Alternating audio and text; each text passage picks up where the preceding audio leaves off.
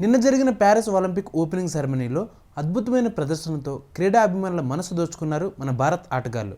ఒలింపిక్స్కు France ఆతిథ్యాన్ని ఇవ్వడం 100 ఏళ్ల తర్వాత ఇదే తొలిసారి. ఓపెనింగ్ సెలబ్రేషన్స్ ఆరంభం కావడానికి కొన్ని గంటల ముందు నుంచే ప్యారిస్లో వర్షం కురిసింది. మధ్యాహ్నం చిన్న చిన్న జల్లులతో మొదలైన వాన గేమ్స్ ఆరంభమయ్యే సమయానికి జడివానగా మారింది. భారీ వర్షంలోనే ప్యారిస్ సీన్ నదిలో ఓపెనింగ్ సెరమనీ ర్యాలీ కొనసాగింది. ఈ ఒలింపిక్స్లో పాల్గొన్న భారత్ అథ్లెట్ల బృందానికి badminton star PV Sindhu, table tennis icon Sharath Kamal Achanta flag బ్యారర్లుగా వ్యవహరించారు. వారిద్దరూ సాంప్రదాయ దుస్తుల్లో మెరిసిపోయారు. అలాగే సెకండ్ అట్రాక్షన్గా American pop singer Lady Gaga, French millennial singer cum song writer Aya Nakamura, French ఎక్సెల్లే Saint సిరెల్ తమ పెర్ఫార్మెన్స్తో అదరగొట్టారు. ఆ తర్వాత ఎక్సెల్లే సెయింట్ సిరెల్ ఆ దేశ జాతీయ గీతాన్ని ఆలపించారు.